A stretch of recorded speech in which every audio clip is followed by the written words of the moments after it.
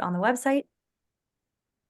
I will answer any questions you have in the chat, but any questions you have for Murray during this call, you're welcome to ask him directly while he's chatting with us. And if you have any follow-ups, you're more than welcome to email me, and I'm happy to connect you with Murray. Thank you to everybody who's attended today. And I'm going to pass it over to Larry Friedman to just give a really short intro to our speaker today. So over to you, Larry. Thank you, Annabelle. Thanks, everybody, for joining us.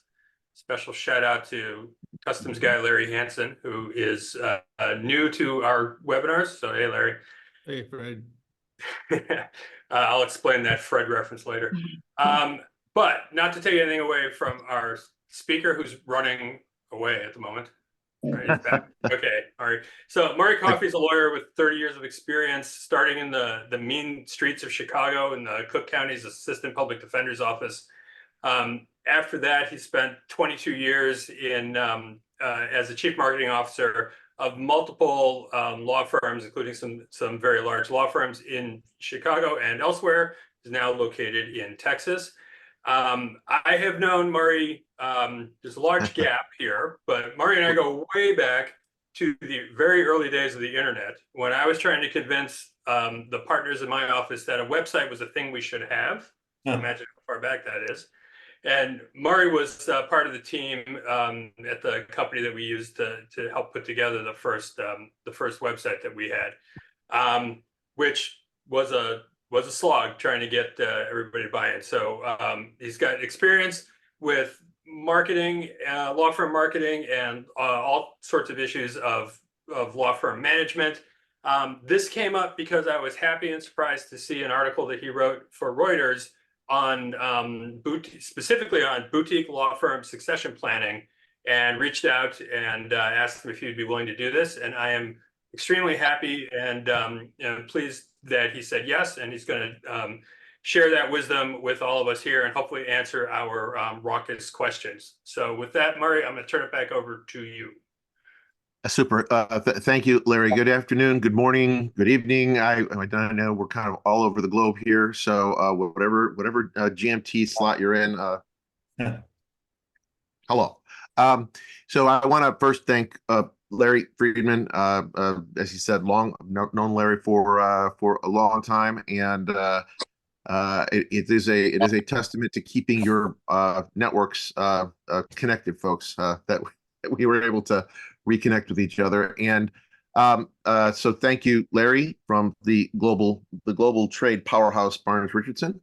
And thank you to International Network of Boutique and Independent Law Firms for hosting today's presentation.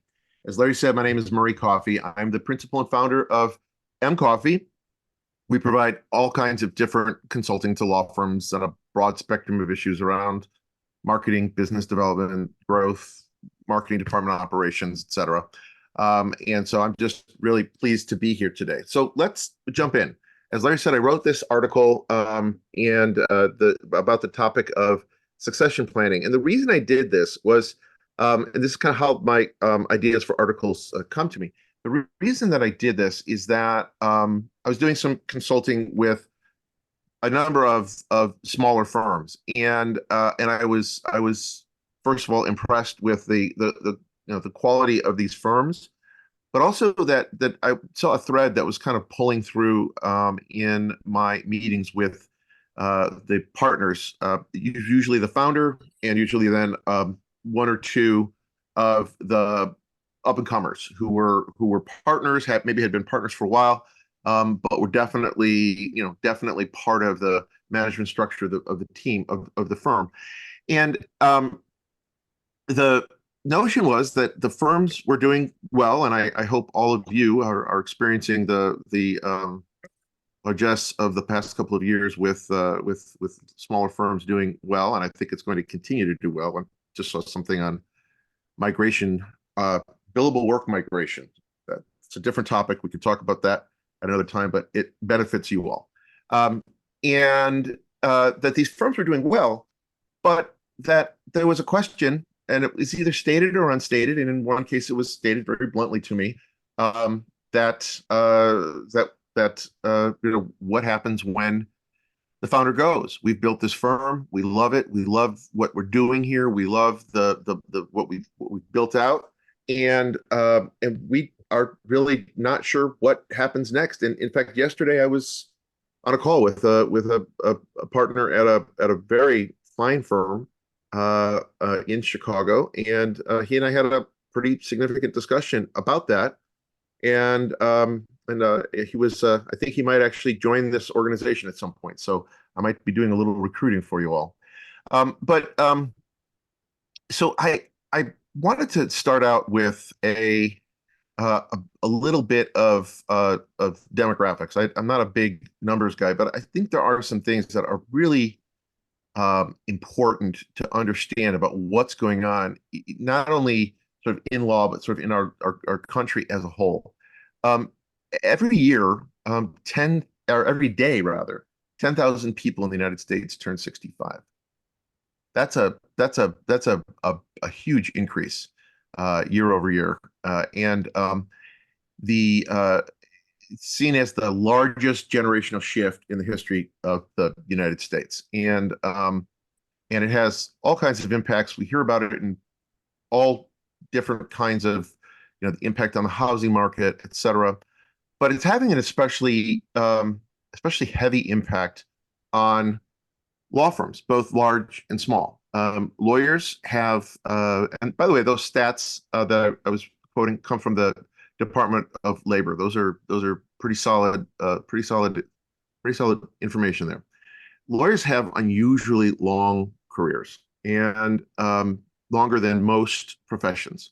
It's not unusual to find lawyers practicing law into their 70s and even into their 80s, and doing a bang-up, fantastic job at it.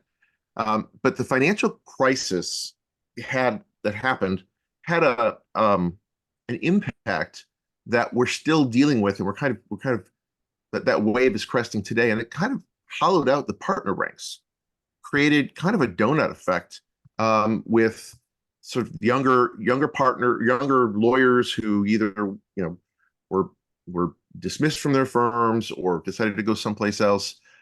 More senior partners sort of at the top, but there was very little then in the middle as time went on, and also some of these more senior partners delayed their retirement due to the impact on their long-term savings. So they wanted to stick around. I know a number of lawyers who are doing just that, but they're now saying it's time to move on, and they're not alone. There's a large number of lawyers retiring, and that is happening on a daily basis, and will continue, and it reflects the larger national trends. And firms aren't prepared for this drop in numbers from the senior partner ranks, and it is I think it's going to be a bigger challenge than most firms are prepared for. So what are we going to talk about today? I want to focus the discussion on the needs that for founders and the clients, and the partners at the firms. So I'm not going to talk a lot about the mechanics, of the actual business transition. A lot of what I've been reading about succession planning winds up getting focused on what felt more like estate planning than partner to partner and client communications. And really, we're talking about relationships between the partners, relationships with the clients, and sort of what can and should be done. So what are the clients telling us? I had a opportunity to put together a client interview program for a very large firm, and so we were tracking the results of that. Hold on a second. Yes. Is there a question? No, Okay. I don't think so. Keep going. Okay. So we talked to clients. We probably, by the time we got done with this effort, we had talked to 120 plus clients, and these were face-to-face interviews that the managing partner was conducting, and I was working right along with him on that, and we were tracking a lot of information from that. And one of the threads that we pulled through is that for almost every single client, when the question came up, so what is top of mind in terms of your relationship with us and the other firms that you work with, it was succession planning. We were talking to clients where we had strong relationships, and but the strong relationships with maybe one or two partners, but the clients had very little day-to-day interaction with others at the firm, even though there were multiple timekeepers billing to that particular client. And with this particular firm, some of the partners were nearing retirement. And I'm going to talk a little bit more about that group of partners that are retiring because they actually control a lot of the relationships at the firms. And other clients just simply wanted to make sure that something else happened, such as incapacitation of a partner or lateral exit, that they would not only know who to call, but that there was already the requisite trust and institutional knowledge built in of the client and their company so that the service could continue uninterrupted. And this has very real dollars and cents implications for firms. And we'll talk about that here. I think, is this it? Oh, yeah. This is interesting. There's a little bit more demographics for you all. Top revenue producing clients are managed by some of the oldest lawyers in the firm. This is a trend that's been going on for a while. In 2015, Altman Wild did a survey. I know the numbers have moved even further, with some reporting even higher percentages of revenues being controlled by the older lawyers in the firm.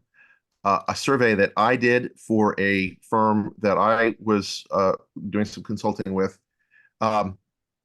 showed that 30% of the highest revenue producing clients were managed by lawyers who were 60 years or older.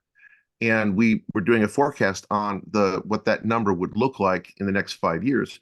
And it was forecasted to be as high as 50% of the highest value clients for the firm were being managed by partners who were at or close to retirement age. So that spoke to the need for some serious analysis and some heartfelt discussions with some of the partners who were managing these relationships.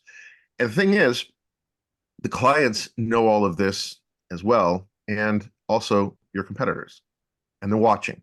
And I'll talk a little bit about what happens when your clients are watching. Murray, I just So, want to confirm if you need to share your screen or if you don't need to do that yet. oh, I'm sorry. Yeah, I'm sorry. I do need to share my screen. I'm so sorry, everybody. I thought I had shared it. No, that's okay. I just wanted to confirm. Oh, wow, that's I had a embarrassing. feeling. I was like, he's looking at stats and we're not looking at the stats. So you're okay. How's that? Oh, much better. Fantastic. So sorry, everybody. If you're interested, I'll show you the other slides at the end. Not a lot. I talked you through them all. But the impact on smaller firms is going to be more acute. And this means that the planning needs to be intentional and well thought through. There are less clients at smaller firms. There's less layers. There's lower leverage. The good news is they are higher touch relationships in general. At least that's what I have been finding with my clients who are at smaller firms, with smaller firms. And this is actually a competitive advantage for your firms. The smaller firms have more connective tissue. There's much lower client churn. At some point, if somebody wants to hear some analysis that was done at DLA Piper about their churn on their clients, it was amazing what they found out. Deeper relationships, greater integration with the client business. And you're going to hear a lot about managing partners and other firms talking about their outreach programs. I can tell you very few are actually doing these. Maybe they'll send a survey, maybe they'll make a call, but there's actually very little client touch. I was mentioning earlier about that client interview program that I worked on, and as we were developing it, the managing partner that I was working with was in a number of different managing partner forums, and it's all of his colleagues in these forums were talking about all the client outreach that they were doing. But when our managing partner actually went out and met with clients, some of whom we knew that we were sharing with people who were at that table, one of the things that the managing partner was told is, nobody has been out to talk to me ever from this firm aside from the partner. I've never talked to anybody from firm management. And what we were able to do over time is to track what that impact was, and we saw a pretty universal uptick in the sort of all the client health metrics that you might look at within about 18 to 24 months, including higher profitability, more revenue, more areas of law.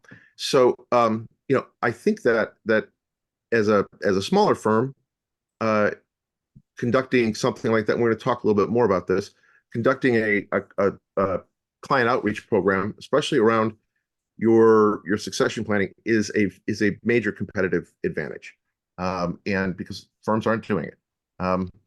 So what's at stake? This is Hey, Mark, pretty. it's Yeah. Larry. Can I interrupt with a question? Yeah. You may be getting to this, but the last slide you said, well, firms aren't doing this. Are they not doing it because there's resistance of the more senior partners to discuss it, or is it just people are busy, we've got day jobs and all of that? It's a little of each, and I think that there is a kind of this dominant thought of, well, I'm the only person who's going to talk to my client, and I brought them in, they're my client, etc. What we found after doing this for the first year, it was a 3-year project. What we found after the first year was that the partners whose clients had participated in the program were so happy to be involved, and like sent letters of thanks, notes of thanks to their partners and also to the managing partner for bringing them into the discussion. And we also saw upticks in business that the next year we had partners pitching us on which clients they wanted us to get the managing partner out to see. So it is a bit of change management. It is there is a bit of pushback on it, but ultimately what we found is that because it succeeds in deepening the client relationship, returns more value to the partners who are managing it, and deepens that relationship. It was overall a huge positive. I saw a really interesting statistic, and I'm trying to track it down, but I'll share it with you. 70% of first generation firms, and this is also when we talk about this is just about law firms, but 70% of first generation firms don't survive their founding partners, which is kind of stunning. And competitors are watching as the partnership ages. I'll give you an example. After sudden death of a pretty significant rainmaker at a firm I worked at, who had a book that was worth tens of millions of dollars. It evaporated after his death within about 18 months. All the work migrated to competitors. That particular partner had made very few efforts to introduce others into the client relationships in any meaningful way, so sort of give any sort of sense of who would be succeeding him. He was in his 80s. And when he died, it very suddenly, the competitors just swooped in. It was kind of sad and amazing to watch how they just picked apart his client base. So there are some real dollars and cents reasons for getting out and talking to the clients about this. And I also will say that if you are part of a firm and you're finding that the clients are leaving, you have to refill that pipeline, and there's a loss of momentum that can happen, and it is hard to refill that pipeline, as everybody knows who does business development. Legal business development is hard, it's grueling, and it is is time consuming and it is expensive. So all good reasons to be thinking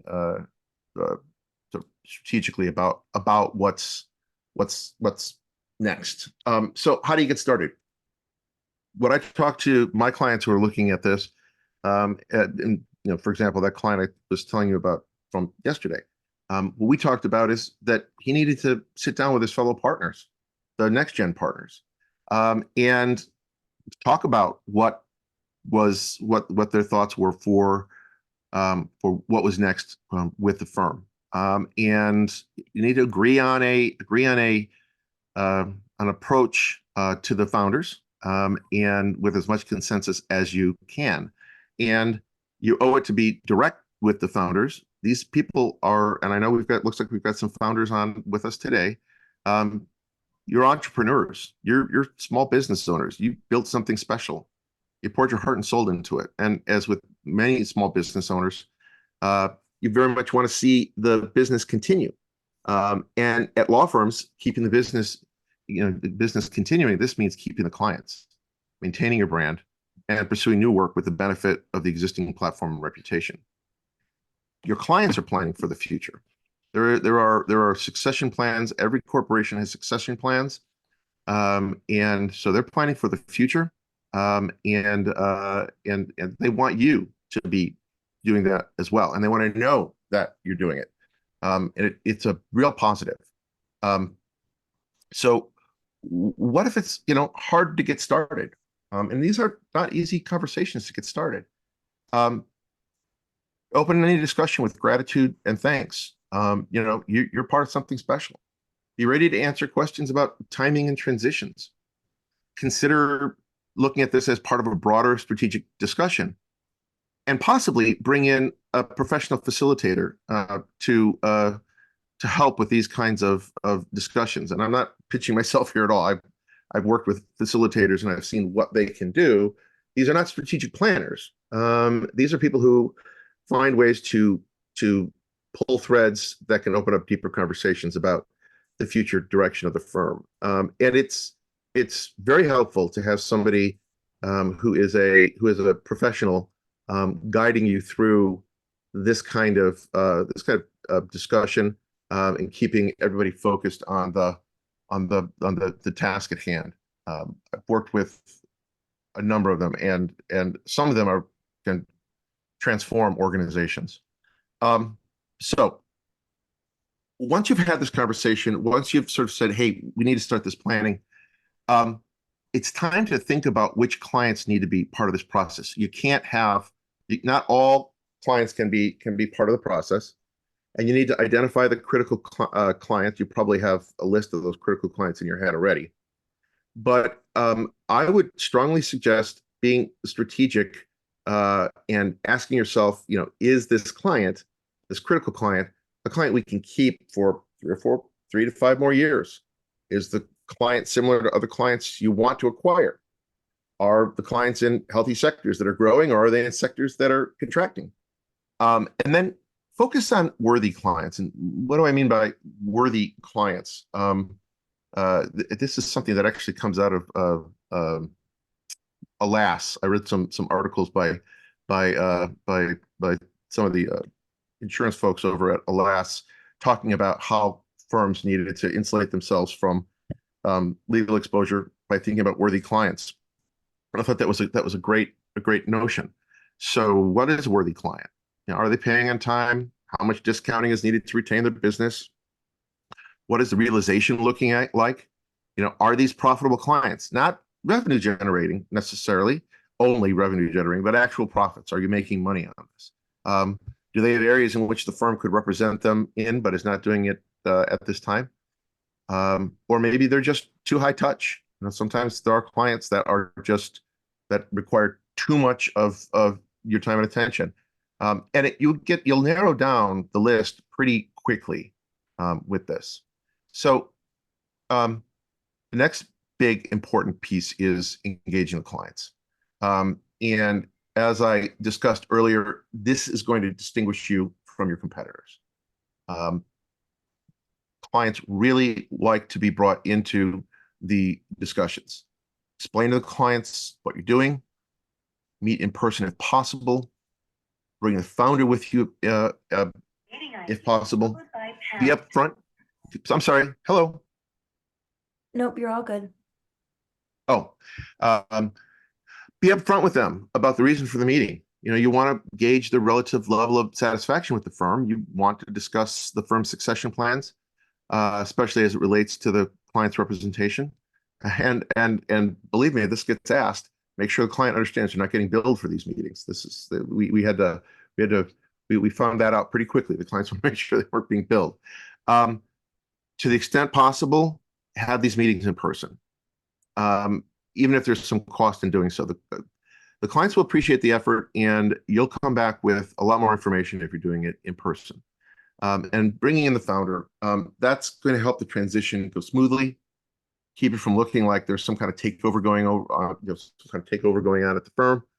One of the things I know for sure is clients do not like getting caught in firm politics, and that's a good way of assuring them that that's not what is going on. Okay, preparing for the meeting. And this is critical. You need to be thanking the client for their dedication to the firm, asking them why they have continued to work with the firm, ask them what can improve, ask them, this is really key.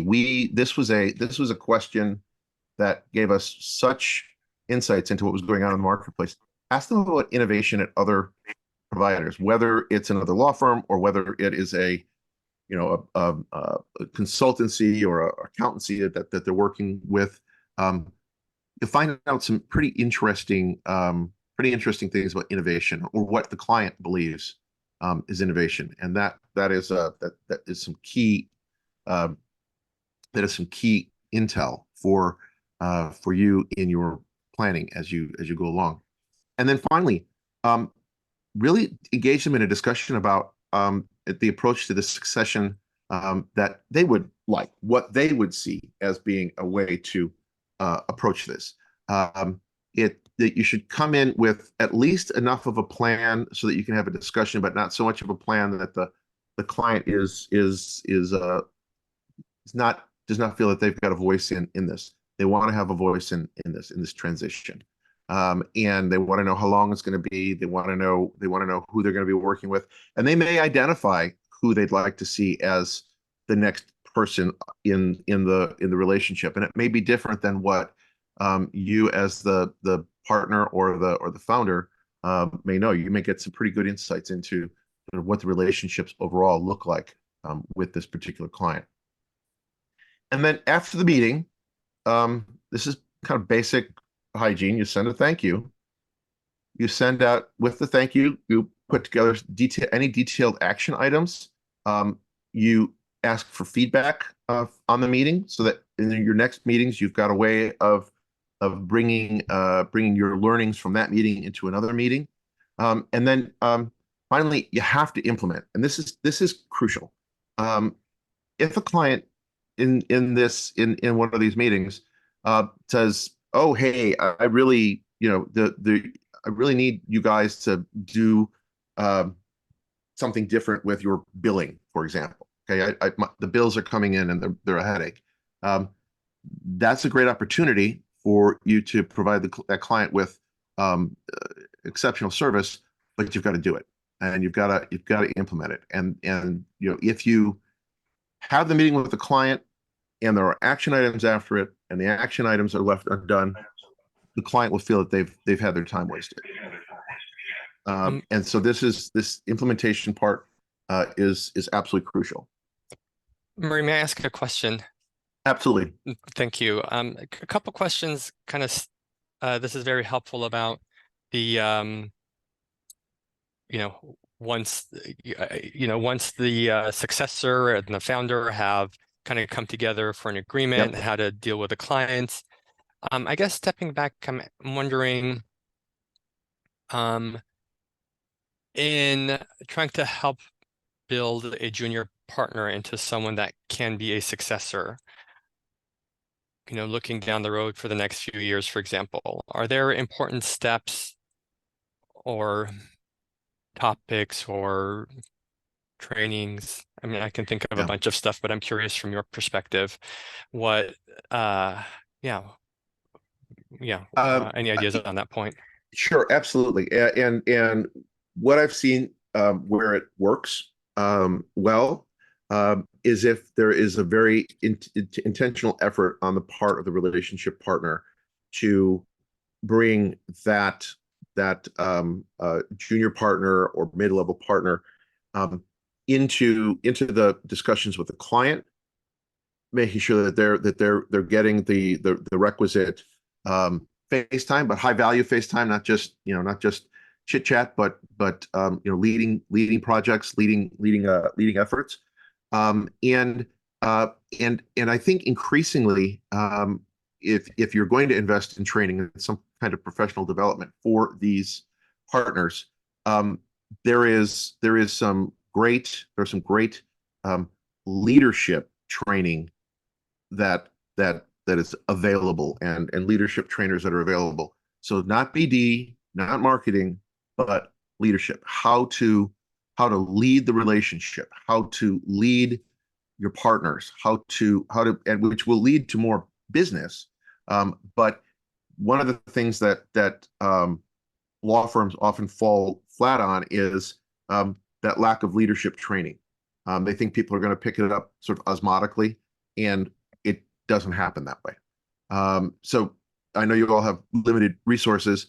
If you're thinking about how where you're going to spend those resources, I would strongly encourage leadership training because that too will differentiate the firm, and it's also an investment in the firm's future. Having strong leaders, having people who understand what leadership is about, is going to help the firm over time as it continues to develop.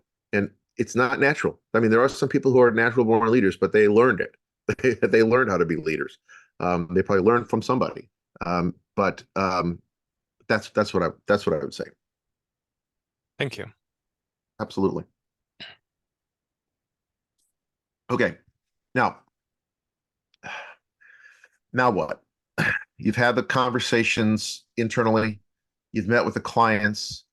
You have an action plan. You're implementing. You're taking care of business. You're making sure people understand sort of what are the next steps with the firm. What next? Keep communicating internally. One of the areas that even for small firms where your partners are down the hallway from you, communications are key.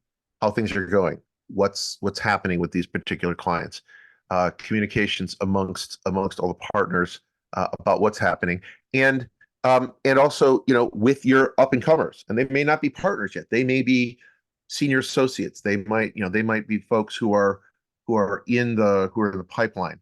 Bring them into those conversations. Share as much as you can about what's going on, about the succession planning, etc., with the whole firm, including the professional staff. And why is that? Because first of all, they're going to hear about it. I mean, everybody, the law firms are notoriously gossipy places. And so people are going to know that something's going on. If you're able to communicate clearly what's going on, why you're doing it, what's happening, you will put a lid on the chatter, and people will feel comfortable about that there's a future for them with the firm. And this is a good opportunity to do that. And also repeat with all relevant clients. There will be new clients that will come in, and you may want to even start as soon as the clients are coming in, thinking about what the nature of the relationship will be with that particular client and the firm. And you'll have some learnings. If you're talking to the clients, you're gonna have some learnings about what is making the clients tick. They're all going to be different, but there's going to be threads that will pull through that you'll see. Just like we found that thread pulling through on succession planning. Other threads that we saw pulling through were the clients were looking for professional development opportunities for their lawyers because their companies weren't providing professional development opportunities. So, and so that was a great action item for us. We had a great professional development team that could bring the clients in. I think that, as always, exercising some humility and gratitude about what's going on, the efforts that people are making will go very far in making sure that this will be successful, not only in the short term, but in the long term, and really help your firm continue to thrive into the next generation and the next generation after that. Those are my prepared remarks that I have. Are there questions or thoughts or challenges? Or Murray, you're full of it. I can't believe we just spent 38 minutes with you and you talked about all this stuff. Or what? What can I answer? Hey Murray, it's Larry again. Hey, Larry. What are your thoughts on timing in terms of how long the transition from partner to a junior partner, or from the founder to the next level, is visible to the client, right? So I can envision, as people make personal decisions or whatever, that if it goes on too long, the client is saying, well, who am I dealing with? Why are we talking about all this? So what's your experience on that front? I mean, it's going to be different from firm to firm, but I do think that because because we think in this country that 65 is the retirement age. It isn't necessarily. I mean, I certainly hope it's not. But beginning those conversations with the partners who have some of these large relationships in hand, who are kind of at that mark, getting that started, maybe about a year before that, is probably the right amount of timing for this. It's really key to have that initial conversation with the client about what they will value and what will be important to them in the transition of this relationship.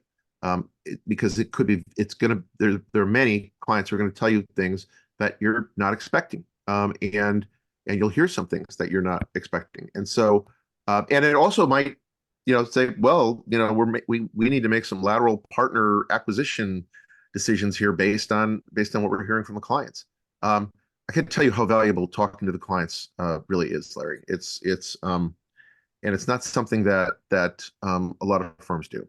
But I think a year or two at the most before that sort of 65 mark. And if they're at the 65 mark, get started on it. Even if they're not going to retire for another 3 or 4 or 5 years, there's a clock that's going off in the heads of the clients, and there's a clock that's going off in the heads of the competitors who are watching. We're saying, okay, this guy's going to age out, this gal's going to age out, and we'll be able to find an in at this client that this person has always had. It's usually not that mechanical, but that's the thinking that's going on. All right, I had a question. This is Larry Hansen. Hey, Larry. Good to meet you here. Thank you for an outstanding program. Really excellent. Very good. Very thought provoking. I had another avenue of thought here. You talked a great deal about clients and the transition for clients, the client's needs, the client's desires. Those are all very good points here. Do you have any thoughts about the attitude of younger attorneys towards succession planning? I look at my career, which is going to draw to a close here pretty soon, Larry, and I'm not sure that people want the same things anymore. I think that COVID is an example of that. Working from home is good, fine to do that kind of things. I remember when I started off, I worked a lot longer hours than my associate. I have a very small firm. There's a few associates here, but they're very good attorneys and they're very good people. They're very good at what they do. But the drive to succeed, I'm not sure it's there as universal as it was, and maybe now it is 35 years ago. So have you any thoughts of that, changing law firms' perspective toward work-life balance and how that affects plans to move ahead in the future? Yeah, that's an excellent question. What I'm seeing is, yeah, there is a sort of a different attitude that's coming up through this next gen and the gen that's right behind them about the workplace and what it means. I think that, and I don't know this because this is not a place that I've had a lot of discussion. Sorry, I've got a dog who's very excited about the mailman coming. But I do think being able to have a conversation, and honestly, if it's coming from the founder, and for the founders that are out there, it's okay for you to bring this subject up. In fact, it'll probably be kind of a sigh of relief from the younger partners that, okay, we're gonna have this conversation. But I think that being able to help them understand that, we've got something that's been built here. You can mold it in a way that just sort of is going to meet your needs in the years coming up, but it's going to require you to step up and have some greater participation. I think it's going to be key. And we know that in the smaller firms, there's usually one or two partners, maybe more, who are the primary business getters, and you've got people who are kind of been longtime worker bees. So moving those worker bees from that role into the leadership role is going to be a challenge. And Larry, you may want to look at doing some leadership training, doing a facilitated discussion about the future of the firm, and having them hear that it's going to be up to them. At some point, you're going to take your foot off the pedal, and then what happens? Yeah. What then? What? And the people that I talk to who are working in the smaller, high performing firms, they love what they're doing. They love what they've built. Many of them are large law firm, refugees who've said enough with this, this business with the MLO 100. We want to do something else. We want to do it our way, and that's great. But it can evaporate. Mm-hmm. It can evaporate if people aren't paying attention to it. And I talked to I'm getting way off topic here. I talked to a guy the other day, not the other day, but about 2 months ago, who is trying to put together some kind of a PE fund that was literally looking for smaller firms where the founders were getting ready to retire and they didn't have a succession plan in place. And they wanted to gather those firms and roll them up into a larger firm, and would pay the managing partners who were there a sort of a salary to help roll it up into this larger firm, and then move on. I don't know where he's at with that. I don't, the questions about ownership, law firm ownership that I raised with him that he's been struggling with. But he was talking to PE funds that said, if you can figure this out, we're in. Yeah. Yeah. It was an interesting conversation. Hey, Murray, Dave Wilson here. Thanks for this presentation.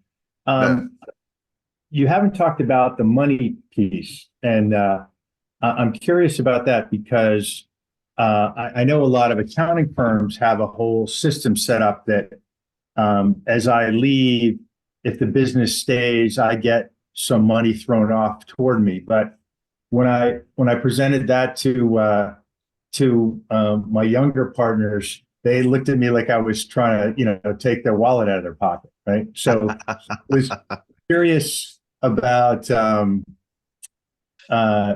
that part of the discussion? And you talk about, in your PowerPoint about the hard part getting started, or what's your thought about that? I think that will definitely, I think in some cases that will definitely drive that conversation. Um, I'm sure you well know of Boy Schiller, the big Boy Schiller firm. You know, Mr. Boys, gets a payment for use of his name, even after he retires, because of the value of the brand that he's built up. And Dave, that is a conversation that is one that will be important to have. Is that when what these younger partners have done is they've, and this is great, they've benefited from the brand that you and the others who founded the firm built. If they can't continue to leverage that brand, it's going to be a struggle for them. And because your brand says something to your clients, and there's a reason for the reason the clients are working with you. Brand is exceedingly important, and I think it's even more important in many ways with a smaller firm than it is with some of the larger firms that are spending millions of dollars on their branding campaigns. And believe me, I know, I've been involved in those big campaigns. Because the brand of the smaller firm really means something to the clients. I mean, what does Denton's mean to its clients? I mean, and it's not slagging Denton's, but that's literally, the people who are working with Denton's are working with lawyers at Denton's. They're not necessarily they're not saying, oh, I got to hire Denton's for this. So, and there are people, and I'm happy to point you in their direction. There are people who can talk to you about the dollars and cents value of a brand, and what it really means, and what it takes to build a brand, especially right now. If you have a brand that exists and is working and is delivering results, that is gold. And trying to build a brand from nothing is incredibly difficult. I've got a client right now that I'm working on after this call. I'm getting on a call with her and another brand consultant that I know, because we're trying to help her build a brand from some ideas that she has. She's a lawyer, does really interesting stuff, some really cool plaintiff's work. But it's going to take her years to carve out the niche, and she's a go-getter. Does that help, Dave? Yeah, thank you.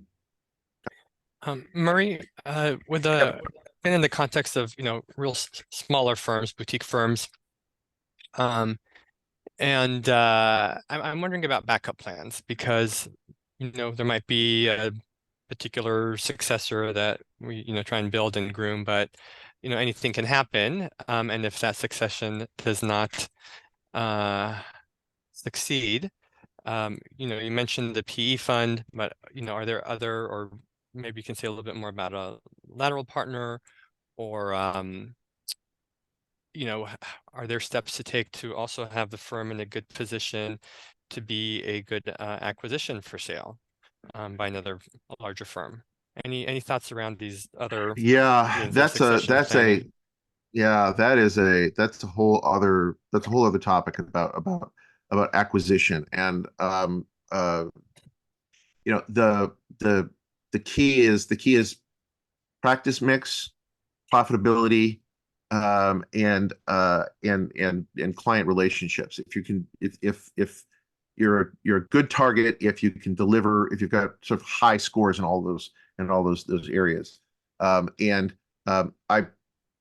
working with a group right now that does law firm mergers. They bring law firms together in Europe, Asia, United States, and we have all kinds of interesting conversations about how you do that, how you put them together. Because the other part, and we didn't talk about this at all, the other part is culture. You're bringing two firms together. You are now talking about trying to figure out if those cultures are gonna mix. And one of the failings of some of these bigger mergers that we've been hearing about is that culture was an afterthought, and they merged the two firms and then realized that they were two entirely different cultures, and they are now kind of two firms with the same name. So that is and if you're interested in talking to some people about that, I'm happy to make some introductions. They're pros. They're doing some great work out there. Larry, this is Arnie Lutzker. Couple of questions. I had sort of two thoughts related to things that have already been raised, but I just want to zero in a little bit more on them. One is the naming issue and the brand, and to what extent are firms, when there is a succession, moving away from the name of the founder to I'll call it a more generic brand name that may be more suited to the successors. I mean, obviously, David Boies is sort of in a class by himself, but he retired. Of course, not there. And there are firms that are sort of shrinking their names. They might have 4 or 5 names, and now they're just known by one name. But in terms of individual personal names versus generic names as part of a succession planning, I'll say, a marketing approach. And then secondly, what I think was raised, Larry might have started this, I can't remember, about the responsibilities of the succeeding younger partners and what they should be doing and preparing. In other words, it almost sounds like a top-down, your approach. The founders should be doing A, B, and C, but I'm also thinking about what would be the guidance for the younger succeeding partners. What should they be doing? What skill sets are they looking at this point? And what would be the prized capabilities and assets? And what would you recommend for them as part of the succession approach? Yeah. Both really great questions. Let me answer the brand question first. The decision about what to do about the firm's name, I think is related to two things. One, the actual equity in that name, and that when you're having some of these conversations with clients, you'll start to get a sense of what equity, what the value is in that name. And secondly, it's and I think that if you're retiring and you've built this firm, this is my view, on mine alone maybe, but I think that if you've built this firm and it's been under your banner and the partners who are there want to keep that equity, there's a valuation to that. That the partners, that the succeeding partners need to take into consideration and think about. Giving a generic name to a firm that was once had names in the masthead. I think it's going to come down to I think the areas of law, and also what the clients are expecting. If you're changing the name of the firm, the clients, there's going to be an impact on the clients. Now, it's one thing to go from Catton, Mushin, Zavis, Rosenman, right, to Catton. They went down, but they kept that name Catton, and everybody called even before they were Catton, Mushin, even before they were Catton, everybody called it Catton or they called it KMZ. And they kept that. And the founders of that firm are long gone. I think at this point, I hope they are. They've been there for a long time. But so that's where I see that discussion taking place. It could be a good conversation point with the clients. And then what should the younger partners be doing? If they're not doing it already, they should be involved in business development day to day. They should be going out and on at least accompanying the senior partners on business development calls with some kind of role in that business development call. They should be taking on a more hands-on role with the client. And it will be easier for them to do that in many cases if the senior partner is saying, you got to get more involved here. You've got to have more, involvement, because at some point, this will either transition and stay within the firm, or it's going to transition outside the firm. And so there is some level of ownership that needs to be taken. And I know that in some cases it doesn't feel like there's that willingness to do that, but I think the conversation starts and people understand that this is real. You'll see people step up, and you'll be surprised at who some of those people are, and you'll be surprised at some of the people who don't. But I do think that it's incumbent upon the younger partners, and that's why I said earlier on, one of the slides I had earlier that you all didn't see, sorry, was this slide here, how to get started. This is meeting with the fellow partners. This is the idea here is the younger partners should be talking about this amongst themselves. And if they're not, why not? And if the answer is because they think that you're going to live forever, that's probably not a rational viewpoint. And you might have to tip them into that conversation. I mean, you might just take everybody out for dinner and say, hey, what are you guys thinking about the future? Because it does have to come. It comes top down and bottom up. That's how I'm thinking about this. And again, it's it'll be a difficult conversation. No question about it.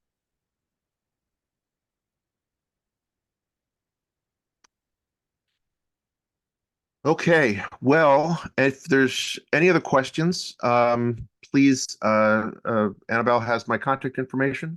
I really do appreciate everybody's attention. Yes? Yeah, absolutely. I was just going to say thank you so much, Murray, for this chat. I know how much people appreciated it, and thanks everybody for asking your questions.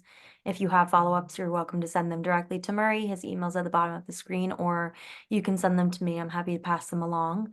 A couple of you have asked about the slides. I'll make sure those are circulated and get this video up on the website. And this is one of quite a few webinars we have coming up in the next month or month or two. So be sure to sign up for our upcoming webinars. And thanks again, Murray. We really appreciate it. Absolutely. Annabelle, I'll send you a PDF of the slides. Sounds great. Very, Thanks very everybody much so much for appreciated. joining. Yeah, Very Murray, much Murray, appreciated. thanks. If Thank anybody's you. got anybody wants, I am happy to vouch for Murray's work. So thanks again, Murray. Thanks for being here. Very much appreciated. Well, thank you, and I really did appreciate this. The questions were excellent. I love the questions, and it looks like there's some stuff in chat. Let's see. There were a couple of questions that got self-answered, but if anybody has Okay. bumped, then they're Okay. welcome to send them along. All right. Okay, Perfect. that's it. Thanks, Thank everybody. you. Have a Thank great you. rest of the week. And again, I appreciate the opportunity. Of course. Thank you so much. Thanks. Bye-bye. Bye, now. everyone.